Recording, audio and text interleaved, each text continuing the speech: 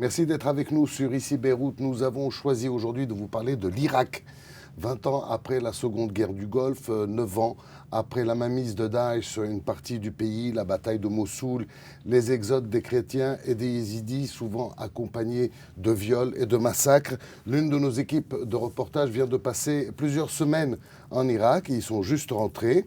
Maxime Pluvinet, Nicolas Thau, merci d'avoir interrompu votre montage quelques minutes pour venir nous parler de cette série de reportages très intéressante. Maxime, qu'est-ce que les gens qui regardent Ici Beyrouth, et This is Beyrouth d'ailleurs, vont pouvoir découvrir? Alors nous avons préparé une série de 6 reportages qui vont couvrir plusieurs régions de l'Irak parce que nous sommes allés non seulement à Bagdad, la capitale, mais également dans une partie du nord de l'Irak, en particulier la région du Sinjar qui est frontalière avec la Syrie, et les régions kurdes de Erbil et Soleimaniye. Donc nous avons préparé 6 sujets en tout. Les plus importants, il y a celui sur les femmes yazidis 9 ans après Daesh, en particulier les survivantes, celles qui ont été captives de l'État islamique pendant plusieurs années, mais également des combattantes. Nous avons également un autre sujet sur les fosses communes du Sinjar, qui parfois sont non exhumées 9 ans après les faits. Et nous avons préparé d'autres sujets également, comme par exemple les photographes de rue à Bagdad, les femmes kurdes iraniennes qui poursuivent leur combat 1 an après la mort de Mahsa Amini depuis le Kurdistan irakien, et bien d'autres sujets encore. Ce sujet, par exemple, sur les femmes kurdes iraniennes qui ont fui l'Iran pour pouvoir vivre normalement, paradoxalement en Irak, il vous a bien marqué ce sujet? Oui, tout particulièrement parce que nous sommes bientôt à 1 an du début des manifestations en Iran, de la mort de Mahsa Amini, qu'elles aiment appeler Jina Amini de son nom kurde, car la jeune femme qui est morte aux mains de la police des mœurs iraniennes était d'origine kurde. Et il était assez particulier ce sujet, car au moment où nous sommes arrivés dans la région de Soleimaniye, où se trouvent ces femmes réfugiées, plusieurs commandants des groupes kurdes auxquels elles étaient affiliées, donc le PDKI et le Komala, ont été assassinés. Ces partis accusaient les espions iraniens présents dans la région des Pasdaran d'avoir exécuté ces hommes. Et du coup, il y avait une sorte de climat, on va dire, de méfiance. Nous n'avons pas pu accéder d'ailleurs à la base militaire du PDKI comme il était prévu. Et c'était un climat assez intense. Lourd. Lourd. Nicolas, les conditions de tournage, c'est vous qui avez tourné les images, elles étaient particulièrement difficiles. Ah oui, c'est Maxime et moi d'ailleurs qu'on a tourné, mais oui, parce que la plupart des endroits où on filmait, c'était ou bien dans des très petites maisons, ou bien dans les camps des réfugiés, et il faisait vraiment, vraiment, vraiment chaud, peut-être que 47 degrés parfois, c'était vraiment dur. Et puis il y a aussi les accès. Je me souviens, on avait suivi avec vous, vous êtes resté plusieurs jours coincé à un checkpoint.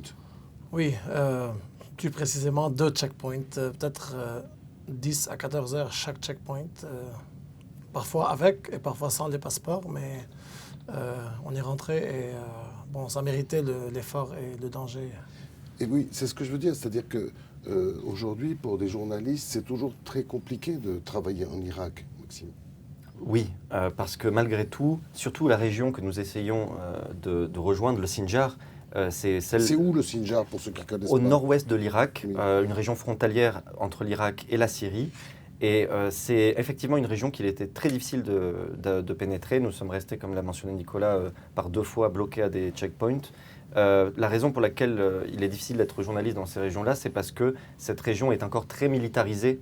Alors que par exemple Mossoul, où nous étions juste avant, a été en partie reconstruite. On ne ressent plus le poids de la guerre, pas autant dans cette ville qui pourtant était une des capitales du califat, de l'État islamique. Et pourtant le Sinjar, 9 ans après les faits, continue d'être détruit, comme on peut le voir sur certaines images, et fortement militarisé, avec la présence de groupes qui représentent des acteurs régionaux comme les groupes pro-iraniens, pro-kurdes, pro-turcs. Et on se souvient d'une époque des enlèvements de journalistes, des attentats tous les jours à Bagdad, et ailleurs d'ailleurs. Est-ce que c'est sécurisé, plus ou moins sécurisé l'Irak? Ou d'après ce que vous dites, non, hein, Nicolas? Bon, Bagdad peut-être? Bagdad, oui, mais aussi ça dépend, parce que aussi ça dépend de la région, mais plusieurs gens nous ont dit qu'il n'y a pas de 0 jusqu'à 100, 0 to 100, il y a 0, il y a 100. Tu sais jamais. Tu Tu sais jamais. Bagdad en particulier m'a personnellement beaucoup surpris parce que 20 ans après l'invasion américaine, on n'en voit presque pas les traces. Et on ressent que la vie a repris, que la jeunesse de Bagdad est très dynamique. Vous avez fait un reportage sur la vie quotidienne à Bagdad. It's full of life. Surtout La vie malgré tout. Oui, oui, oui, oui. Alors que le nord-ouest, non, on sent la profonde l'incapacité à la justice de se faire, l'impossibilité pour les déplacés de revenir dans leur région du Sinjar. 200 000 d'entre eux sont encore bloqués dans les camps du Kurdistan irakien. Et on sent vraiment le poids encore de la guerre, en particulier celle contre Daesh. Alors, parmi les gens très nombreux que vous avez pu rencontrer, il y a cette femme yézidi enlevée, transformée en esclave, violée, captive 5 ans de Daesh. Ça vous a limite traumatisé. Je vous propose d'écouter son témoignage, un tout petit extrait de son témoignage.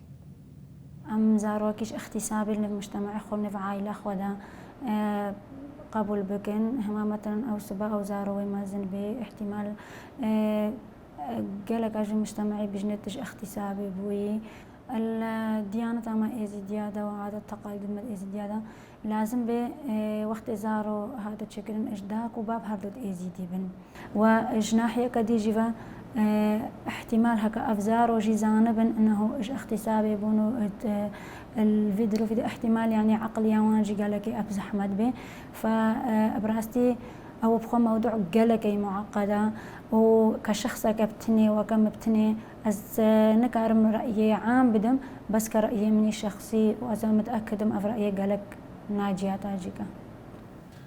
Alors Maxime, pourquoi vous avez choisi ce témoignage dans cette émission? Alors j'ai choisi de montrer cet extrait en particulier parce qu'il a révélé un sujet qui était peut-être le plus dur à documenter. C'était le cas des enfants nés de ces viols, donc des viols commis par des combattants de Daesh sur des femmes yazidis. Or, les enfants nés de ces unions, souvent quand la guerre s'est terminée et que les femmes yazidis en question, comme Katia que nous avons vu dans ce témoignage, revenaient au sein de leur communauté, elles devaient abandonner leur bébé car au sein de la loi yazidi, de la loi religieuse, on ne reconnaît pas pour être yazidi, il faut être né de père et de mère yazidi. Or, le cas humain, le drame humain d'avoir été parfois forcés, parfois non, elles ont abandonné délibérément ces enfants. Ces gens sont laissés à eux-mêmes. Il n'y a pas le polytraumatisme qu'a vécu cette femme, elle est laissée seule. Alors, il y a beaucoup de solidarité au sein de cette communauté pour les femmes, car en 2000... Il n'y a pas de médecin, il n'y a pas de suivi médical, si. Il y a des centres d'attention psychosociale, en particulier à Duhok, où un groupe de médecins kurdes ont créé un centre qui a permis d'assister et de sauver plus de 1200 femmes yazidis, dont la docteure la plus connue, elle-même yazidi, c'est la docteure Naram Naouzat, qui est gynécologue, et elle a eu plusieurs prix à l'international. Elle a été reçue par le président Emmanuel Macron, le président français. Donc cette gynécologue a fait beaucoup parler d'elle. Donc il y a certains centres qui ont fait les choses pour les femmes yazidis. Le Baba Cher, leur chef religieux, a émis une fatwa dès 2014 disant qu'il fallait les accueillir et les aider et les soutenir si jamais elles arrivaient à échapper des griffes du califat. Néanmoins, il est vrai que de nombreuses réfugiés, de nombreuses survivantes de l'État islamique vivent aujourd'hui dans les camps et donc n'ont pas de perspective d'avenir. La plupart espèrent émigrer en Allemagne ou en Australie, des pays où il y a énormément de communautés yazidis. Donc c'est effectivement très compliqué. On attend impatiemment de regarder la suite de tous ces reportages que vous avez ramenés tous les deux d'Irak. Bravo pour votre travail en tout cas. Merci Max, merci Nicolas de vous être libérés. Quelques instants, vous retournez au montage. Merci, restez avec nous pour voir les reportages, toute l'info sur Ici Beyrouth et This is Beyrouth et l'ensemble de nos plateformes et les réseaux sociaux.